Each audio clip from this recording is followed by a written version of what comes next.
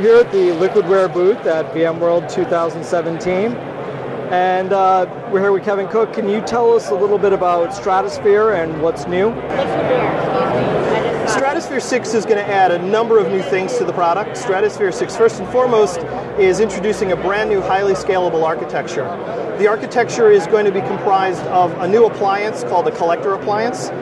For those of you familiar with Stratusphere, collector appliances will collect network data and SID, or collector connection ID key data, or in-guest agent. So the architecture will now become more scalable and more distributed with a highly available collection of our agent data. And in terms of scale, significantly more in-agent data will be collected for the overall visibility in environments. In addition, Stratusphere is going to add SID device type support now for Apple, both El Capitan and the newest Apple OS. And we've got a great partnership with iGel in place. We've got an agent now native that will run on the iGel OS-based devices, regardless of whether it's software or hardware-based iGel. Awesome. In terms of partnerships, we've also got some work going with NVIDIA. About a year ago at VMworld, we added machine-based metrics for the NVIDIA grid card. With this release of Stratusphere, we're going to add now application and PID level detail as it relates to GPU encode, decode, and frame buffer. So really, really great visibility as it relates to GPU-centric data tied back to individual applications. Lastly, I would like to talk about some additions to the user interface itself within Stratusphere. We've got some new dashboards, very exciting. We've been working on them for a little while. We're very proud to introduce these new dashboards, great for NOC and help desk functionality. You'll be able to build your own custom dashboard with custom dashboard widgets. Widgets can be resized and saved throughout and made available to different user and admin types throughout the interface. Again, a great addition to Stratusphere, lowering the barrier of entry for Stratusphere administrative use, but at the same time extending visibility into far more use cases. Overall, we're very excited about the direction Stratusphere is going in and would love to show you more. We're here with David Benneman, and he's going to tell us a little bit about FlexApp and ProfileUnity and some of the new features that are in it. Hey Brian, thank you very much. Super excited about ProfileUnity 6.7. Some of the big things that we have that just came out this month, earlier this month actually, are Profile Disk. It's like the easy button. So if you're virtualizing a user's profile, you don't have to go and carve out all the independent parts that you want to virtualize. Profile Disk can take the whole profile, puts it on a disk, and that disk can follow a user around any VDI session that they go into. When you mix and match that with our existing portability, Profile Disk and portability can serve even a published application server farm, portability on the published applications, Profile Disk still on the VDI. Marries them together so that you have the best of both worlds. So really cool technology, and again, it was released earlier this month.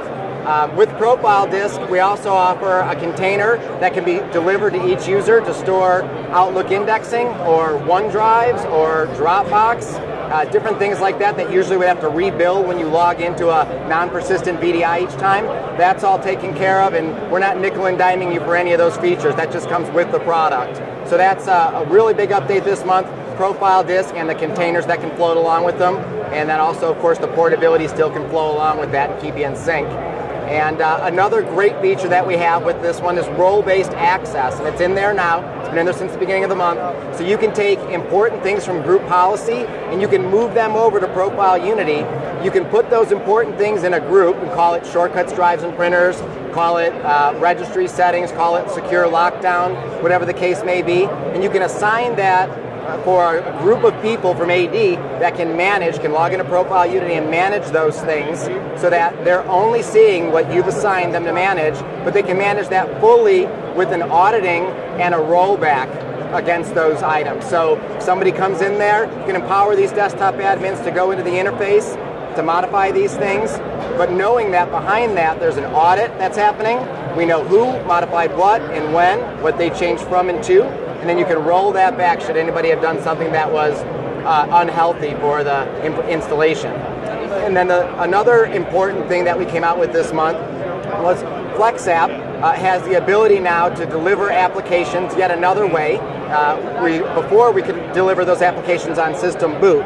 We could also deliver the applications during the login. but now we can also deliver them what we call click to layer. We're the only one in this whole place that has that feature. And what that does is it takes the applications that a user's assigned, it delivers the shortcuts to their desktops so that those shortcuts are there when they log in, and when the user wants to, they can double click one of those applications, and right then is when we connect that application into the virtual desktop or into the terminal server, XenApp server, RDSH server. So that's a really important feature because it allows us not to take any hit to get an application out to a user during the login or during the system startup, but it makes that application fully available, so when they do want that application, they double click it and then we wire that application in. It also supports published applications, so you can have a Citrix server or a VMware RDSH server, doesn't have that application installed.